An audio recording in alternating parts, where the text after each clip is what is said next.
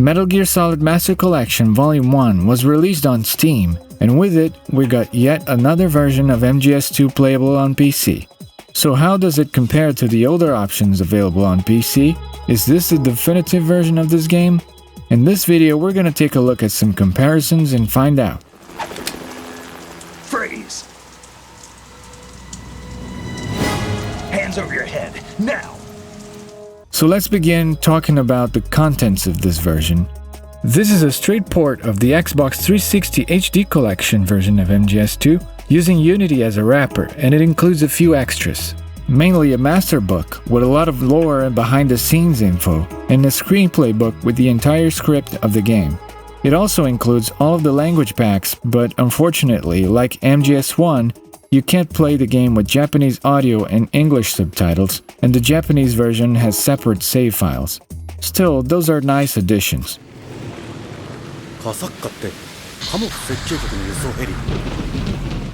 But, when talking about the game itself, there are a few major issues with this version. First and most importantly, the game is locked to 720p resolution.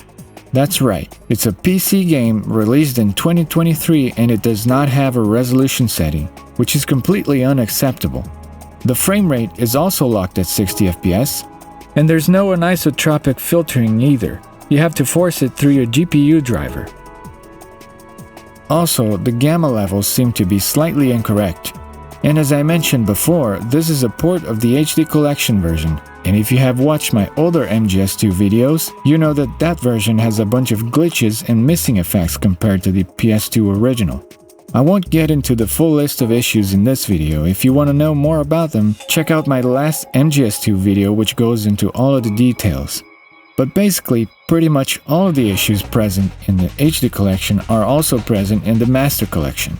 So things like the visual effects on the intro cutscene,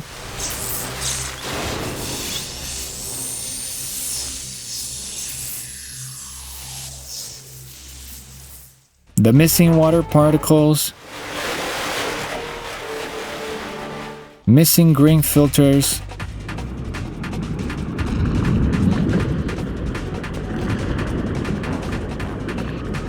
broken lightning, and many others. The only differences between the Master Collection and the HD Collection at launch were the logo on the intro cutscene, which is now properly sized, the credits on the intro which are not green as they were on the HD Collection, and the addition of modern controller icons. Although the in-game voice lines related to the controller buttons are unchanged from the HD Collection. When you want to use the codec, push the back button. Speaking of the controller icons, unlike the Master Collection version of MGS1, the controller does not get identified automatically. Another major issue with this version is the audio quality. On certain important cutscenes, the audio sounds kind of muffled and distorted. Have a listen.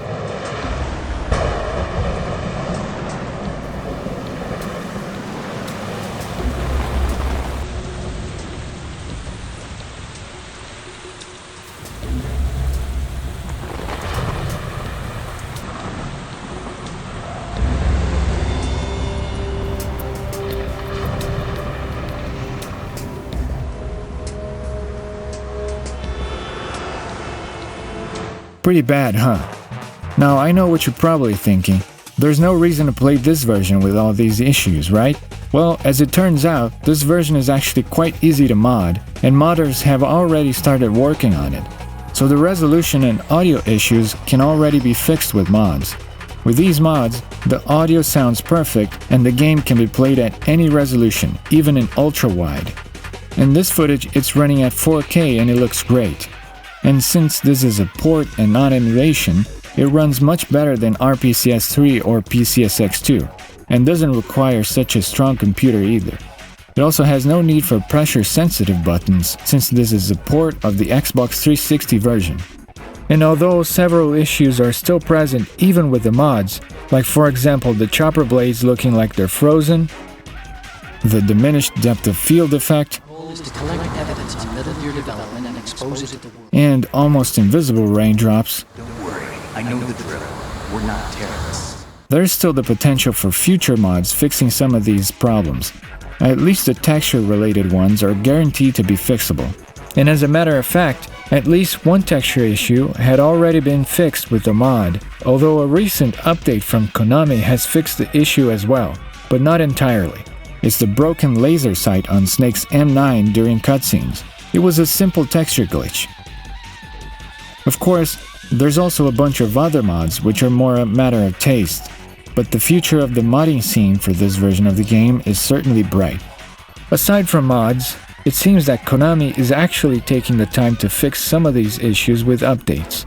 For example, a recent update has fixed a few issues, including the bugs not appearing in this cutscene,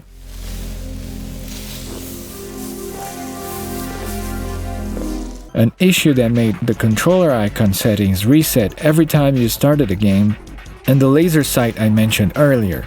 Although the mod still works better than Konami's fix because their fix uses a transparent texture, which is still incorrect.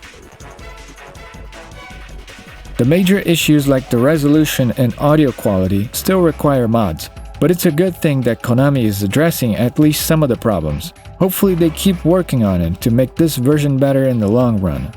So how does this version compare to the older options like PCSX2, RPCS3, or even the old PC version?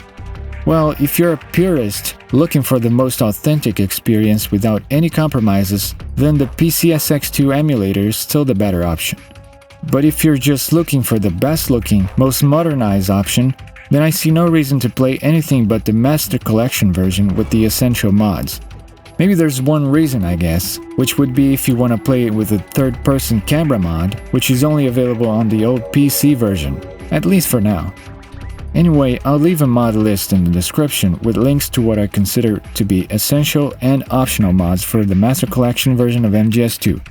At the end of the day, a lot more effort could have been put into this version, but the modders have saved the day and made this an actually good way to play MGS2 on PC. I hope you enjoyed the video. If you did, leave a like and subscribe for more.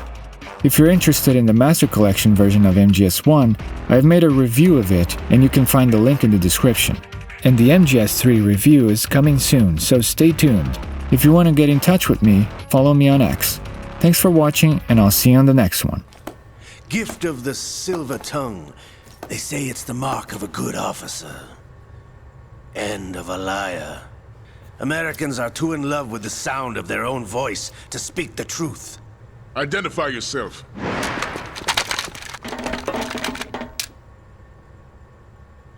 I am Shalashaska, also called Revolver Ocelot.